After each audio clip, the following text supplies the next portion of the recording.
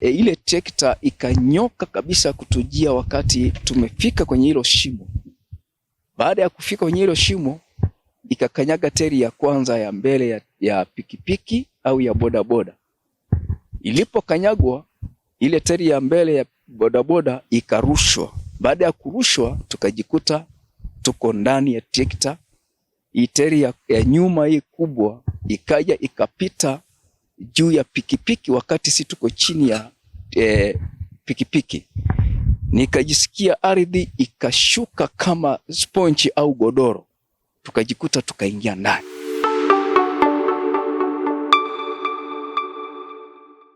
Bwana Yesu asifiwe.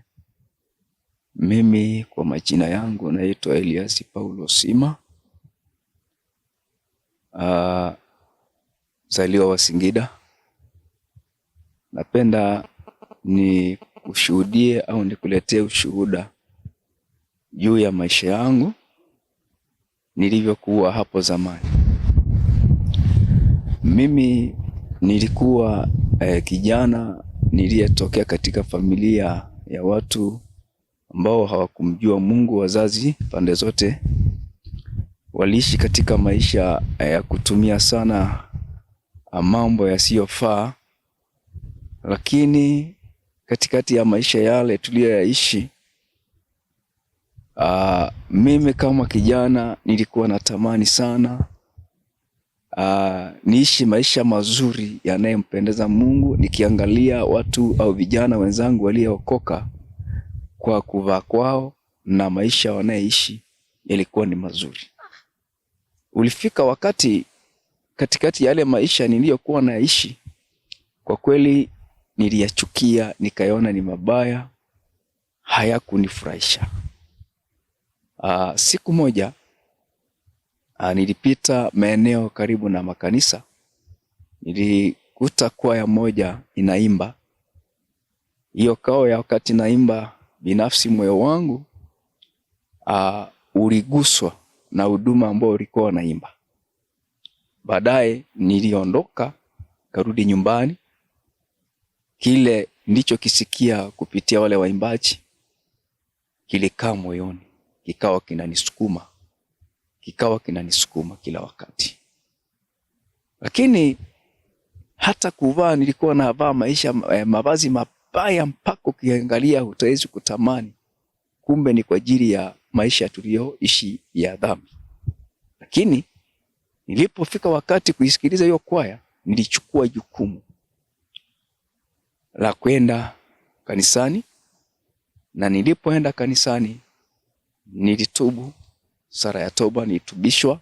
Baadaye nikapewa maelekezo namna ya kuishi maisha mazuri ya utakatifu, na mchungaji wa kanisa hilo alikaa karibu nami, akanifundisha, akanielekeza, akanipa maelekezo namna ya kuishi yale maisha mazuri na kuachana na maisha ya dhambi. Nilitii. Nilipotii, mpaka sasa ninamshukuru Mungu, naendelea vizuri na nina maisha mazuri. Nipende nikushuhudie mpendwa wangu au msikilizaji unayenisikiliza hapo ulipo. Kwa kweli, ukiamua kutoka katika maisha ya dhambi kwenda maisha matakatifu au maisha ya Wakristo au utakatifu au ya mtu aliyeokoka, na kuambia kuna faida kubwa mno. Kuna faida kubwa mno. Unavyoniona hivi na nilivyo hivi, ninamtukuza Mungu kwa viwango vikubwa mno. Nilipotoka kwenye hiyo hali, nikawa na hamu ya kutamani kusikiliza waimbaji. Nilipoendelea kusikiliza, baadaye nikatamani na mimi niwe mwimbaji. Ulifika wakati nikaamua kufanya hiyo, na mpaka sasa unavyoniona mimi ni mwimbaji mzuri sana wa nyimbo za Injili, na pia ni mtumishi mzuri sana na ni mwinjilisti mzuri sana kufanya huduma ya Mungu. Na ukiniangalia mahali nilikotoka, isingekuwa rahisi, lakini kwa mpango wa Mungu ulio sahihi na maamuzi unayoyachukua kama mtu mzima, na kuambia utabadilika na utakuwa mtu mmoja mzuri sana wa kupendeza machoni pa Bwana. Kwa kweli nipende nikushauri, yale maisha unayoishi ya dhambi kwako naona ni magumu, huwezi kubadilika, lakini ukigeuka na kutii na kuamua kuchukua maamuzi, na kuambia utakuwa mtu mmoja mzuri sana sana, na Mungu atakutumia, na Mungu atakubadilisha, na Mungu ataendelea kukutia nguvu na kukupa uwepo na uweza. Nikushuhudie na ushuhuda mmoja ambao pia niko katika mazingira au maisha ya utakatifu. Siku moja nilipata safari ya kwenda eneo moja wanaita Kiteto, lakini kabla ya kuondoka siku mbili nilikutana na jambo moja, moyo wangu ulikuwa unauma sana. Nikaa nafikiri huu moyo kwa nini unauma? Siku ya kwanza, siku ya pili, siku ya tatu niliingia katika maombi kabla ya hiyo safari. Na baada ya siku mbili ya tatu nilipoingia kwenye maombi, moyo ulikaa vizuri, ukaacha kuuma. Siku ya tano nikaondoka kuelekea katika hiyo safari. Niliondoka kuelekea kwenye safari. Nilipoondoka asubuhi nilipanda gari. Baada ya kupanda gari kusafiri kuelekea Kiteto, nilipoendelea hiyo safari, njiani nilipofika kituo cha kwanza, tukashuka pale. Tulikuwa na jamaa rafiki yangu moja. Tuliposhuka pale, mwenyeji wetu akatupokea. Alipotupokea yule mwenyeji, basi akatuchukua na usafiri wa bodaboda ili kuelekea mahali ambapo yuko yeye. Tulitembea kama mwendo wa si umbali mrefu sana, umbali wa kawaida. Mbele yake tulikutana na trekta mbili ambao pia tulikuja kupishana nazo.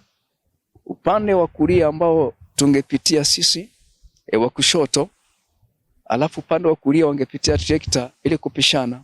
Hiyo sehemu ikawa ni ndogo, pia ikawa ni shimo kubwa. Tukaamua sisi kupitia upande wa kulia kwao ili wao wapite upande wa kushoto. Lakini ile trekta ikanyoka kabisa kutujia wakati tumefika kwenye hilo shimo. Baada ya kufika kwenye hilo shimo, ikakanyaga teri ya kwanza ya mbele ya pikipiki au ya bodaboda. Ilipokanyagwa ile teri ya mbele ya bodaboda ikarushwa. Baada ya kurushwa, tukajikuta tuko ndani ya trekta. Hii teri ya nyuma hii kubwa ikaja ikapita juu ya pikipiki wakati si tuko chini ya pikipiki. Nikajisikia ardhi ikashuka kama sponge au godoro. Tukajikuta tukaingia ndani. Hiyo teri ya kwanza ya trekta ilipopita ikashuka, nilijisikia mguu wangu wa kushoto ni kama umevunjika au umejaa maji ndani ya kiatu. Na hapo watu sikujua walitoka wapi. Watu walirundikana, wakasema kwa kweli watu wamekufa. Lakini kwa sababu ya mkono wa Mungu, niliamka. Kulikuwa na gogo. Niliposogea kidogo, nikashika gogo kwa mkono wangu, nikasogea kidogo, nikavua kiatu changu. Ndani ya kiatu nikakuta maji tu, wala si damu.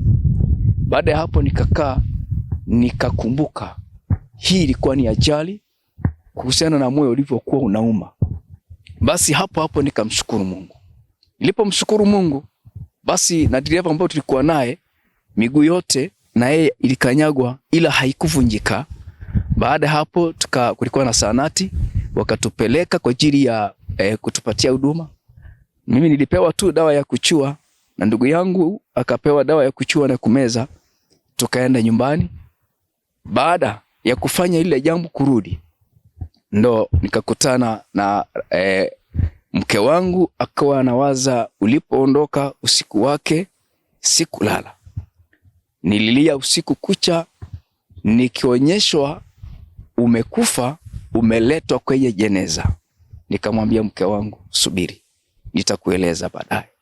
Baadaye nikamshuhudia yaliyotukia, nikaona kumbe ulikuwa ni mpango wa adui kunipoteza.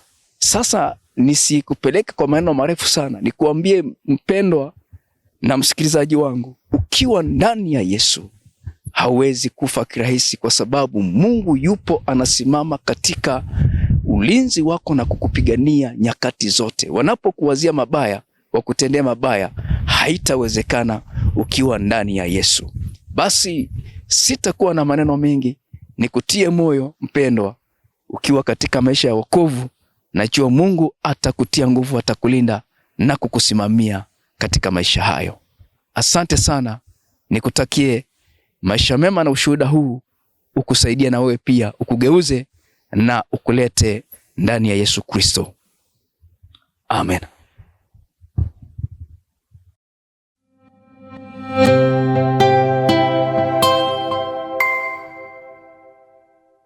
Najua unatamani kutoroka kwenye kelele za kila siku na kuingia katika ulimwengu wa asili, mahali ambapo upepo wa bahari unakutana na sauti za ndege wa porini.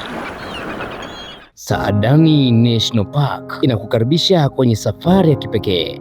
Fikiria ukipiga hatua kwenye mchanga wa pwani, ukisikiliza mziki wa mawimbi, kisha ukashiriki kwenye boating, karaoke ya nyama choma, michezo ya kuvutia na hadithi zinazogusa moyo. Usiku unapoingia, mwanga wa nyota unakuwa taa yako, huku muziki na live performance zikikupa kumbukumbu zisizoweza kusahaulika kwenye maisha yako. Kwa shilingi 275,000 za Kitanzania, tarehe 17 na 18 mwezi wa 10 mwaka 2026, unapata nafasi ya kuishi hadithi hii ya kipekee. Hii siyo safari tu, bali ni tukio kamili la maisha.